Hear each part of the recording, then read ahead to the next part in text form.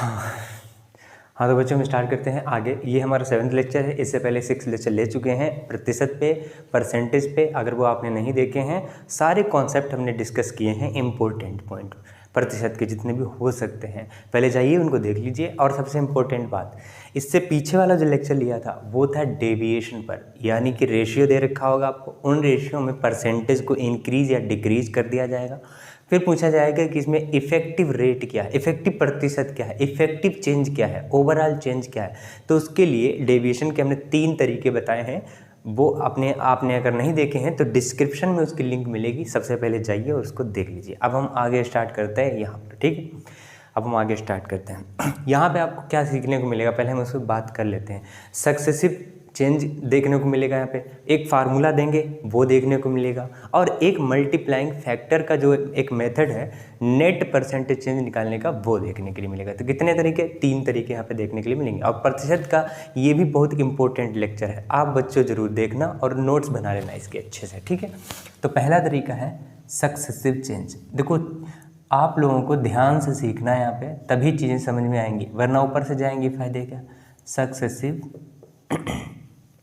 Change, successive change का मतलब क्या है अभी समझ में आएगा। देखो मान लेते हैं कि आपके पास 100 रुपये हैं। कितने रुपए हैं? 100 रुपये हैं। तो 100 रुपये पर जितना भी चेंज होता है वो डायरेक्ट परसेंटेज में होता है, ये आप जानते हैं, मानते हैं? बिल्कुल मानना पड़ेगा। तो 100 रुपये पर मान लेते हैं कि आपको 20% किसी ने रुपए दे दिए। कितने परसेंट रुपए? 20% आपको रुपए दे दिए। तो कितने रुपए हो गए आपके पास? तो जवाब आएगा 120 रुपये हो गए। कितने रुपए हो गए? 120 रुपये हो गए। कितने रुपए हो गए? 120 रुपये हो गए। अब हमने कहा कि आपको अब जो आपके पास रुपए हुए हैं ना, इसका 30% आपको दिया है किसी ने। कितना परसेंट? तो 30% आपको किसी ने दे दिया है। तो यहाँ तो 100 का 20% 20 ही होता है, इसीलिए 20 जोड़ दिया, 120 हो गया। अब यहाँ पर आपके पास 120 रुपये है, 120 पर 30% बढ़ाने पर कितना होगा आप नहीं बता सकते।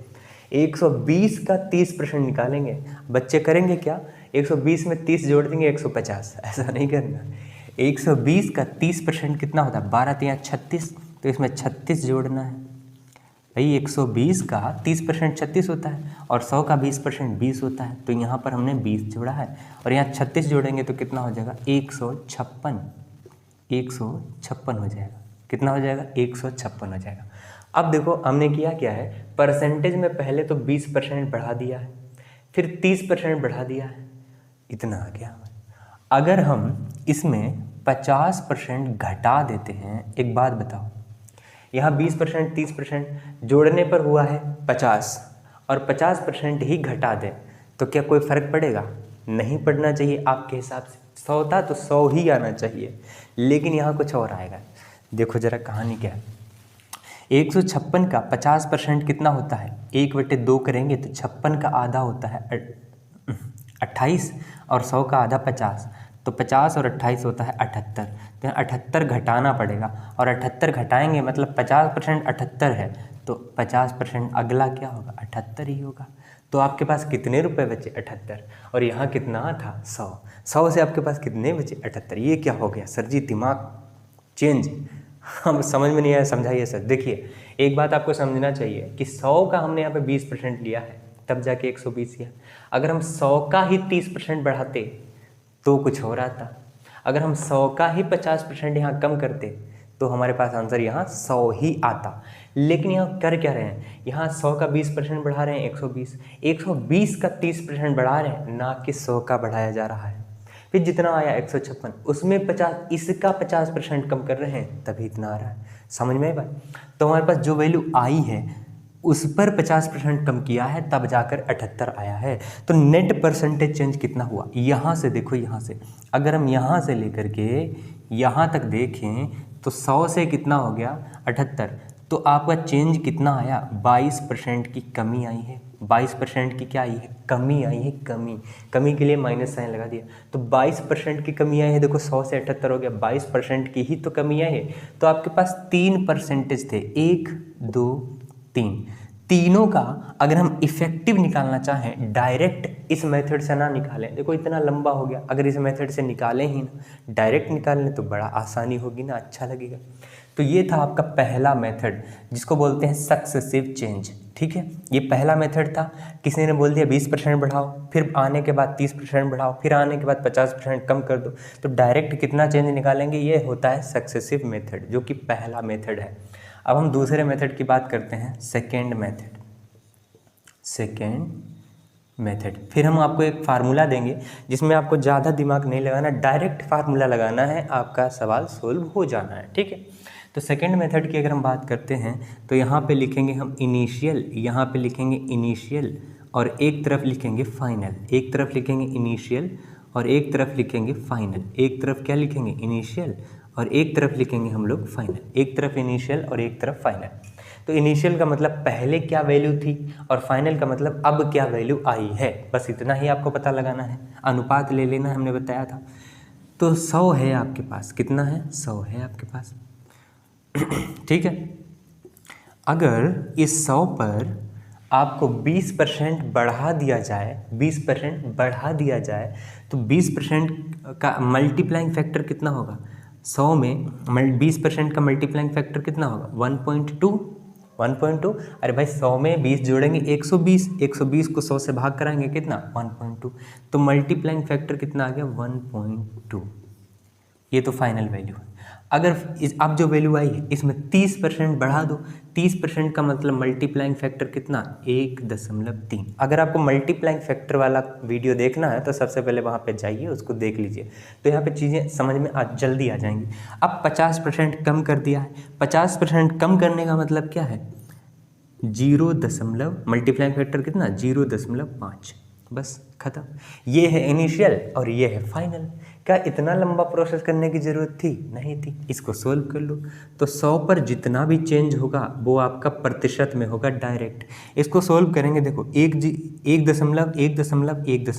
कितने दशमलव, यहाँ से 1 2 दशमलव गायब हो जाएंगे, 2 जीरो, 2.20 से गायब हो गए। अब तुम्हारे इसको ही तो सोल्व करना है। 0.5 का मतलब होता है 1/2, तो 1/2 से जब इसको भाग करेंगे तो कितना आ जाएगा, 6। 13 छाक कितना हो गया, 78। 13 छाक कितना हो गया, 78। और ये 0.5 को हमने 1/2 माना है, 2 नीचे है, उसको भाग करा दिया, 13 छाक कितना आ गया, 78। 100 से कितना कम है, 100 से कितना कम है, 22% की कमी नहीं हो रही है, 22% की क्या कमी नहीं हो रही है। यहाँ भी कितना हो रहा था, 22% की कमी हो रही थी। ठीक है, इनिशियल से फाइनल तक, और यहाँ डायरेक्ट हमने कर दिया सेकंड मेथड से इनिशियल से फाइनल तक, तो कितना, 22% की कमी हो गई है। 22% की क्या हो गई, कमी हो गई है। और इसी अगर ऐसे आप ना करना चाहें, अगर आप ऐसे ना करना चाहें तो इसको और भी एक तरीका था करने का, वो भी हम यहाँ पे डिस्कस कर देते हैं। देखो सेकेंड मेथड ही लेना इसको, लेकिन लिखने का तरीका अलग हो जाएगा। जैसे आपके पास कितना है, इनिशियल में कितना है, 100, इनिशियल में कितना है, 100, और इनिशियल में अभी कितना है, 100। फाइनल बनाना है। 20% बढ़ाने के बाद 20% की फ्रैक्शन वैल्यू कितनी होती है, 1/5, मतलब 5 पर 1 बढ़ा दिया है तो हो कितना गया, 6/5, हो कितना गया, 6/5। 30% की फ्रैक्शन वैल्यू कितना, 3/10, कितना, तो 3/10, 3/10, मतलब 10 पर कितना बढ़ाया है, 3, 10 पर कितना बढ़ाया है, 3, तो हो कितना गया, 13, हो कितना गया, 13। 50% की फ्रैक्शन वैल्यू 1/2, तो 2 पर 1 की कमी हो गई है, तो हो कितना गया, 2 पर 1 की कमी हो गई है तो हो गया है 1/2, 1/2, 1/2। और यही क्या है, मल्टीप्लाइंग फैक्टर है, यही क्या है, मल्टीप्लाइंग फैक्टर है। तो ऐसे भी कर सकते हैं, देखो इसको कैंसिल कर लो, 10 बचे 50, 2 ना 100, तो नीचे तो 100 है और 100 से 100 कैंसिल हो गया, तो 100 पर कितना हो गया आपका, 13 छाक 78।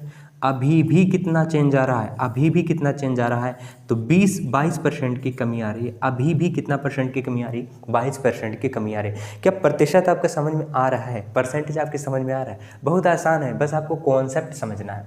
तो यहाँ कितने प्रतिशत के, यहाँ पे इफेक्टिव चेंज निकालने के, नेट ओवरऑल परसेंटेज चेंज निकालने के कितने तरीके हो गए, 2। अब हम एक तरीका और बताएंगे जो फाइनल तरीका होगा, और इस तरीके से आपका किसी का भी निकाल सकते हैं। जैसे यहाँ पे 3 परसेंटेज है, इंक्रीज डिक्रीज। अगर 2 हो तो 2 के लिए फार्मूला ये है, 1x + y और प्लस xy डिवाइड बाई 100। ये 2 के लिए है। अगर 2 चेंज है हमारे पास तो इसलिए ऐसे करेंगे, जैसे देखो कैसे, यहाँ 20%, यहाँ 30%, बढ़ाने के बाद लगातार कितना आ गया 156। तो यहाँ से यहाँ तक कितना चेंज हुआ है, 56 का चेंज हुआ ना। तो 56 का चेंज होना चाहिए। जरा इसको इस फार्मूले में रखते हैं, जरा करते हैं, देखो कैसे करेंगे। 20%, 30%, तो 20 और 30 कितना हो गया 50। 20 और 30 कितना हो गया 50। दोनों के मल्टीप्लाई कराएंगे तो 20 गुणा 30 और नीचे कितना है तो 100। तो ये 2 जीरो से 2 जीरो कैंसिल हो गया, 3 दूना हो गया 6, जोड़ना है इसमें, कितना हो गया 56। तो ये अभी भी देखो यहाँ पे 100 से 20 बढ़ाया, 30 बढ़ाया, कितना आया 156। बार बार क्यों बढ़ाएं हम, इस फार्मूले का भी यूज कर सकते हैं, x plus y plus x y divide by 100। और इससे भी percentage change, net percentage change 2 पर कितना आया 56 आया, यहाँ भी कितना आया 56 आया। अब हम 3 पर बात कर लेते हैं। ये तो 2 के लिए फार्मूला है, अगर 2 के लिए फार्मूला आपको ये आना चाहिए, ठीक है। ये 2 के लिए फार्मूला है, इसको आप लोग याद कर लीजिए। छोटे बच्चे हैं इसको याद कर लेंगे, और जो बड़े बच्चे हैं वो 3 के लिए भी फार्मूला याद करेंगे। जैसे ये 3 के लिए फार्मूला क्या है, पहले तो तीनों को जोड़ेंगे, x plus y plus z, ठीक है। पहले तो तीनों को जोड़ेंगे, अब 2 की मल्टीप्लाई कराएंगे, x y plus y z plus z x, और इसको 100 से भाग करा देंगे। किससे भाग करा देंगे 100 से भाग करा देंगे, 100 से भाग करा देंगे। फिर प्लस, देखो पहले तो एक बार लिखा, तीनों को जोड़ दिया, फिर 2 को मल्टीप्लाई करके 100 से भाग कराया, 2 जीरो से भाग कराया। अगली बार 4 जीरो से भाग करा लेंगे, लेकिन 4 जीरो से तभी भाग कराना जब ऊपर 2 का नहीं बल्कि तीनों आ जाए, एक्स वाई जेड तीनों आ जाए, ठीक है। तो ये रहा तीनों के लिए फार्मूला। एक बार तीनों को प्लस में लिखेंगे, किसी से भाग नहीं कराना। एक बार तीनों को साथ में लिखेंगे, 10,000 से भाग कराना, मतलब 4 जीरो से भाग कराना। और एक बार बीच में क्या करेंगे, 2 को पेयर बनाकर जोड़ देंगे और वहाँ पे 2 जीरो से भाग कराना, ठीक है। ये है 3 के लिए फार्मूला। अब यहाँ पे देखो 3 चीज़ें थी, 1 2 3। अगर इस फार्मूले का हम यूज करेंगे तो नेट परसेंटेज चेंज कितना आना चाहिए, -22% आना चाहिए। अब इस फार्मूले में ये वैल्यू रखते हैं और ज़रा चेक करते हैं कि हमारा आंसर सही आ रहा है या नहीं आ रहा है, ठीक है। जरा इस फार्मूले में रखते हैं, तो 20 और 30 हो गया 50, 50 में से 50 घटाना है माइनस का, तो कितना हो गया 0। तो ये आपका कितना हो गया 0, ये आपका कितना हो गया 0, ये आपका कितना हो गया 0 हो गया।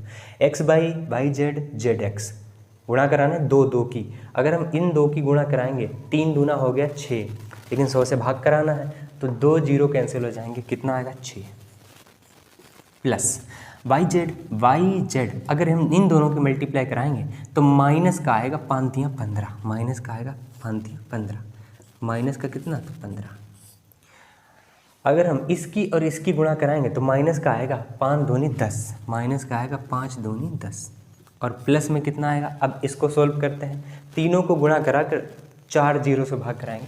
अगर हम तीनों की गुणा कराएंगे तो 1 2 3 जीरो आएंगे, 3 जीरो तो कट जाएंगे लेकिन 1 जीरो बचा, तो 5 3 15 दूनी 20 30 को जब 10 से भाग कराएंगे कितना आएगा 3 आएगा, कितना आएगा 3 आएगा। इसी को तो सोल्व करना है, जरा सोल्व करो कितना आएगा। देखो ये माइनस का 15 है, माइनस का 10 है, तो माइनस का 25 हो गया, 6 प्लस का है 3 प्लस का है, तो 6 3 9 हो गया, 6 3 9 हो गया, 6 3 कितना हो गया 9 हो गया, 15 10 25 हो गया। 25 में से अगर हम 9 घटाएंगे तो कितना आएगा, 25 में से अगर हम 9 घटाएंगे तो 11 और 5 16% आएगा, वो भी माइनस का आएगा। 16% कैसा आएगा, माइनस का आएगा। 16% कितना आएगा, माइनस का आएगा। यहाँ पे कोई मिस्टेक कर दी है क्या हमने, कोई तो मिस्टेक है।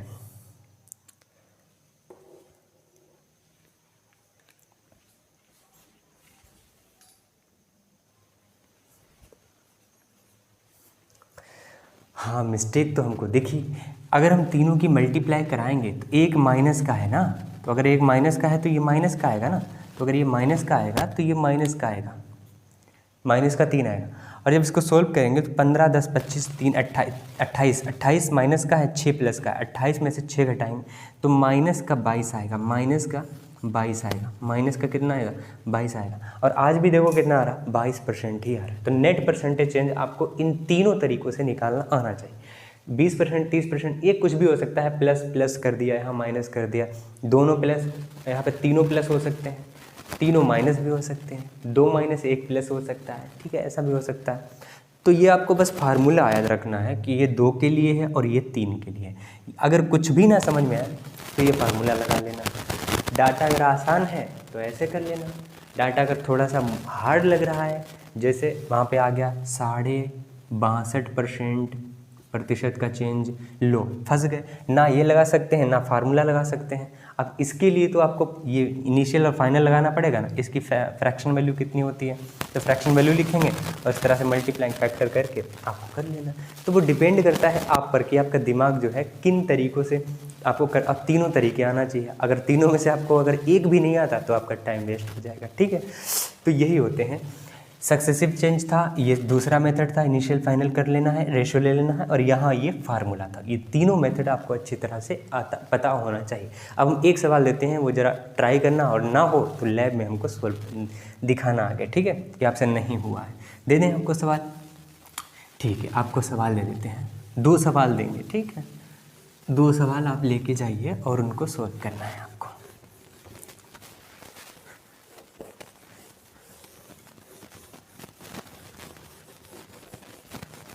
देखो, पहला सवाल ये है कि आपको, जैसे मान लीजिए कोई गांव है, गांव की जनसंख्या पहले 10% बढ़ी, फिर 20% बढ़ी, और उसके बाद तीसरे साल क्या हुआ, 30% की कमी आ गई। तो कुल जनसंख्या कितने परसेंट बढ़ी है या घटी है, ये बताना है।